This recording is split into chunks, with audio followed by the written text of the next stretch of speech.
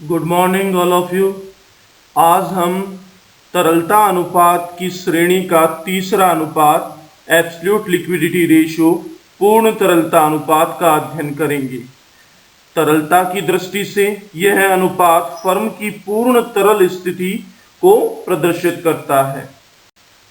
इस अनुपात को तीव्र तरलता अनुपात अथवा सुपर क्विक रेशियो भी कहा जाता है। यह अनुपात संस्था की तीव्र तरल स्थिति को अत्यंत सूक्ष्म जांच के लिए प्रयुक्त किया जाता है। इस अनुपात की गणना रोकड़ एवं रोकड़ तुल्य में त्वरित दायित्वों का भाग देकर की जाती है। वस्तुतः इस अनुपात की गणना करने के लिए ऐसी मदें प्रयोग में लाई जाती हैं जो त्वरित रूप से नकद में या नकद तुल्यों में परिवर्तित हो सकती हों या हों।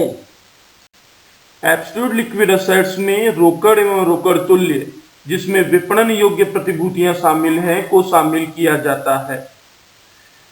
वहीं क्विक लायबिलिटीज में बैंक अधिविकर्ष को छोड़कर सभी चालू दायित्वों को सम्मिलित किया जाता है। बैंक अधिविकर्ष का तुरंत भुगतान करना आवश्यक नहीं होता, इसलिए इन्हें त्वरित दायित्वों की गणना करते समय छोड़ दिया जाता है। बैंक अधिविकर्ष एक निश्चित अवधि के दायित्व होते हैं, यद्यपि वो अल्पकालीन दायित्व हैं, चालू दायित्व हैं, लेकिन वह एक निश्चित अवधि के दायित्व होते हैं। इसलिए त्वरित दायित्वों की गणना करते समय हम बैंक अधिविकर्षों को सम्मिलित नहीं करते हैं। परंतु यहाँ पर एक छोटा सा कंफ्यूजन उपस्थित होता है, क्योंकि कंपनी अधिनियम 2013 की अनुसूची 3 के भाग 1 में बैंक अधिविकर्ष को अल्पकालीन ऋण में सम्मिलित करने से चालू एवं त्वरित दायित्वों में कोई अंतर नहीं रह गया है। अतः इस अनुपात का अब कोई महत्व नहीं रह जाता है। अभी हमने समझा कि एब्सोल्यूट लिक्विडिटी रेशियो क्या होता है और इसकी गणना में प्रयुक्त होने वाली मदें कौन कौन सी हैं। अब हम इसकी गणना का जो सूत्र है और इसकी गणना के सूत्र के संबंध में जो इसकी महत्वपूर्ण मदें हैं उनका विस्तार से अध्ययन करेंगे। तो यहाँ पर एब्सोल्यूट लिक्विडिटी रेशियो को कैलकुलेट करने के लिए बहुत ही सिंपल फॉर्मूला है absolute liquid assets divided by quick liability. यानी एब्सोल्यूट लिक्विड एसेट्स में अगर हम क्विक लायबिलिटीज का भाग दे दें तो जो प्राप्त राशि होगी वही हमारा एब्सोल्यूट लिक्विडिटी रेशियो कहलाएगा। अब यहाँ दो शब्दावलियां निकल के आती हैं, एब्सोल्यूट लिक्विड एसेट्स और quick liability. Absolute liquid assets में क्या क्या चीजें शामिल हैं, तो यहाँ पर हम बहुत ही सिंप्लीफाइड रूप में कहें कि एब्सोल्यूट लिक्विड एसेट्स में यहाँ पर अगर करंट एसेट्स में से हम स्टॉक, प्रीपेड एक्सपेंसेस और ट्रेड रिसीवेबल्स जैसी चीजों को घटा दें तो शेष बची राशि एब्सोल्यूट लिक्विड एसेट्स होगी। या फिर हम इसको एक दूसरे तरीके से भी इसका गणना कर सकते हैं कि एब्सोल्यूट लिक्विड एसेट्स में कैश, कैश इक्विवेलेंट्स और मार्केटेबल सिक्योरिटीज, इन चीजों को अगर हम जोड़ दें तो प्राप्त राशि हमारी एब्सोल्यूट लिक्विड एसेट्स निकलेगी। इसी प्रकार से जो दूसरी शब्दावली, तकनीकी शब्दावली उभर के आती है क्विक लायबिलिटीज। क्विक लायबिलिटीज को कैसे कैलकुलेट करते हैं, तो यहाँ पर हम करंट लायबिलिटीज में से अगर बैंक ओवरड्राफ्ट को घटा दें तो शेष बची राशि क्विक लायबिलिटीज की होगी। इस अनुपात का जो आदर्श अनुपात है वो 0.5:1 है। यानी यहाँ पर जो एब्सोल्यूट लिक्विड एसेट्स हैं वो क्विक लायबिलिटी की तुलना में आधी होनी चाहिए आदर्श स्थिति के अंतर्गत। एब्सोल्यूट लिक्विडिटी रेशियो को समझने के बाद में अब हम एक छोटा सा एग्जाम्पल लेकर के इसको कैसे कैलकुलेट करते हैं ये चीज समझते हैं। तो हमने यहाँ पर बैलेंस शीट के कुछ फिगर्स लिए हैं, बैलेंस शीट की कुछ मदें यहाँ पर ली हैं और इन मदों के आधार पे हम एब्सोल्यूट लिक्विडिटी रेशियो कैसे निकालेंगे ये चीज हम देखते हैं। तो सबसे पहले हम बैलेंस शीट की विभिन्न मदों की प्रकृति के बारे में यहाँ चर्चा कर लें। तो सबसे पहले जो हेड है equity share capital. Equity share capital एक तरीके से नॉन करंट लायबिलिटी है, जो इक्विटी का पार्ट है। वहीं reserves and surplus non current liability का पार्ट होगा, long term borrowing non current liability का पार्ट होगा। तो यहाँ से अब यहाँ से जो ट्रेड पेबल्स है, ट्रेड पेबल्स से यहाँ पर करंट लायबिलिटीज की शुरुआत होती है। तो करंट लायबिलिटीज में यहाँ पर ट्रेड पेबल्स हैं, शॉर्ट टर्म बोरोविंग्स हैं और अदर करंट लायबिलिटीज हैं। तो ये तीन मदें यहाँ पर करंट लायबिलिटी को प्रदर्शित करती हैं।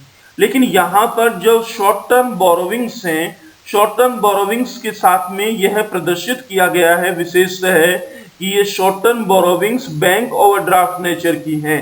इसलिए यहाँ पर हमें त्वरित दायित्वों की गणना करते समय इस शॉर्ट टर्म बोरोविंग्स का विशेष ध्यान रखना है। अब हम मदों में आगे चलें तो फिक्स असेट्स हैं, फिर नॉन करंट इन्वेस्टमेंट्स हैं। तो फिक्स असेट्स और नॉन करंट इन्वेस्टमेंट्स हमारे जो इस प्रश्न से संबंधित नहीं हैं, क्योंकि ये नॉन करंट नेचर के हैं, दोनों ही स्थायी प्रकृति के हैं। आगे आता है करंट इन्वेस्टमेंट, और करंट इन्वेस्टमेंट में विशेषतः है यहाँ पर मार्केटेबल सिक्योरिटीज बता रखा है इस करंट इन्वेस्टमेंट्स को। तो यहाँ पर marketable securities absolute liquid assets को कैलकुलेट करते समय हम इस मार्केटेबल सिक्योरिटी को इंक्लूड करेंगे।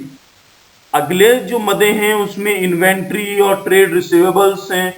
इन्वेंट्री और ट्रेड रिसीवेबल्स क्विक लिक्विडिटी नहीं रखते हैं, त्वरित तरलता नहीं रखते हैं, इसलिए इन दोनों ही मदों को हम शामिल नहीं करेंगे। इसके बाद में आता है cash and cash equivalents. Cash and cash equivalents पूर्ण तरल रूप में हमारे साथ में होते हैं, तो अंतिम मद के रूप में हम यहाँ कैश एंड कैश इक्विवेलेंट्स को एब्सोल्यूट लिक्विड असेट्स के रूप में शामिल करेंगे। एब्सोल्यूट लिक्विड असेट्स को कैलकुलेट करने के दो मेथड हैं।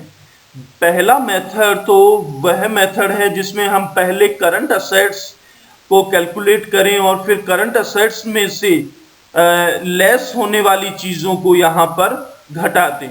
तो पहला मेथड ये है। ये पहला मेथड उसी स्थिति में अपनाया जाना चाहिए जब किसी एक विशेष प्रश्न में हमारे द्वारा करंट रेशो भी ज्ञात किया जाना है।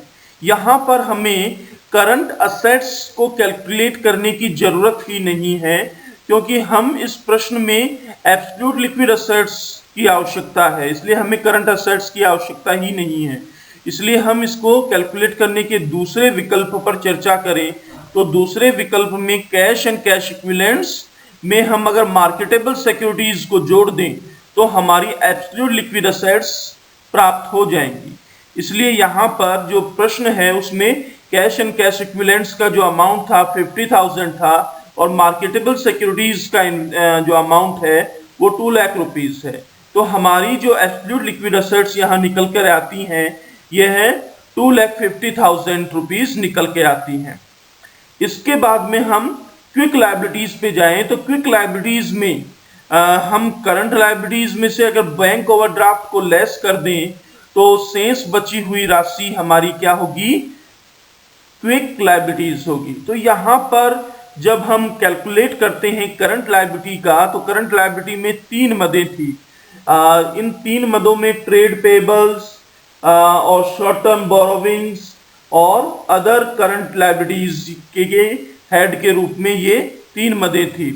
और इसमें से हम बैंक ओवरड्राफ्ट का अमाउंट लेस कर दें 1,30,000 तो रिमेनिंग अमाउंट जो रह जाएगा 1,70,000 यही हमारी क्विक लायबिलिटी होगी। यहाँ जिस प्रश्न का हमारे द्वारा चयन किया गया है उस प्रश्न में शॉर्ट टर्म बोरोविंग में स्पेसिफिकली बैंक ओवरड्राफ्ट को मेंशन किया गया है, इसलिए हमने यहाँ पर जो क्विक लायबिलिटीज की गणना करते समय बैंक ओवरड्राफ्ट को घटाया है। एक चीज का यहाँ हमें ध्यान रखना है, अगर केवल शॉर्ट टर्म बोरोविंग्स हैं तो शॉर्ट टर्म बोरोविंग्स के हेड में बैंक ओवरड्राफ्ट के साथ साथ में बहुत सारी अन्य मदें भी सम्मिलित हो सकती हैं। तो ऐसी अगर स्पष्टता ना हो तो उस दशा में हमें उस शॉर्ट टर्म बोरोविंग्स को करंट लायबिलिटीज में से नहीं घटाना है, उसे एज इट इज ही हमें प्रयोग में लेना है। तो उस दशा में क्विक लायबिलिटी और करंट लायबिलिटी में कोई अंतर नहीं रह जाएगा। तो हमारे इस प्रश्न में तो स्पेसिफिकली शॉर्ट टर्म बोरोविंग्स के साथ में मेंशन है कि ये short term borrowings bank overdraft के रूप में है, इसलिए हमने इस प्रश्न में करंट लायबिलिटीज में से जो अमाउंट था जो बैंक ओवरड्राफ्ट का, उसे हमने यहाँ पर घटा करके प्रयोग में लिया है। और इस प्रकार से हम देख रहे हैं यहाँ इस प्रश्न में कि हमारी एब्सोल्यूट लिक्विड असेट्स 2,50,000 रुपए की निकल के आती हैं और क्विक लायबिलिटीज 1,70,000 रुपए की निकल के आती हैं। और दोनों का भाग करने पर हमारा जो एब्सोल्यूट लिक्विडिटी रेशियो है वो 1.47:1 1.47:1 निकल कर आता है। ये हमारा यहाँ पर एब्सोल्यूट लिक्विडिटी रेशियो होगा। धन्यवाद विद्यार्थियों, आज हमने एब्सोल्यूट लिक्विडिटी रेशियो देखा। एब्सोल्यूट लिक्विडिटी रेशियो नए बैलेंस शीट फॉर्मेट के आने से थोड़ा कंफ्यूजन क्रिएट कर देता है, क्योंकि अभी तक हमने पुरानी फॉर्मेट वाली बैलेंस शीट को भी नहीं छोड़ा है और नई फॉर्मेट वाली बैलेंस शीट को भी पूर्ण रूप से नहीं अपनाना प्रारंभ किया है। इसलिए कैसा प्रश्न आता है उस प्रश्न के आधार पे हमें एब्सोल्यूट लिक्विडिटी रेशियो में विशेष ध्यान देना होगा। यहाँ पर जो सबसे ज्यादा कंफ्यूजन क्रिएट होता है वो क्विक लायबिलिटीज के संदर्भ में कंफ्यूजन क्रिएट होता है कि क्विक लायबिलिटी में से हमें बैंक ओवरड्राफ्ट को घटाना है या नहीं घटाना है, क्योंकि अगर पूर्ण रूप से नए प्रारूप वाली बैलेंस शीट है तो उसमें बैंक ओवरड्राफ्ट का हेड तो होगा ही नहीं, उसे हम करंट जो है करंट बोरोविंग्स में इंक्लूड कर चुके होंगे और करंट बोरोविंग्स में हम उसे इंक्लूड कर चुके होंगे तो सेपरेटली बैंक ओवरड्राफ्ट का कोई हेड ना होने के कारण हम उसे घटाने की स्थिति में या घटाने की क्षमता में नहीं होंगे।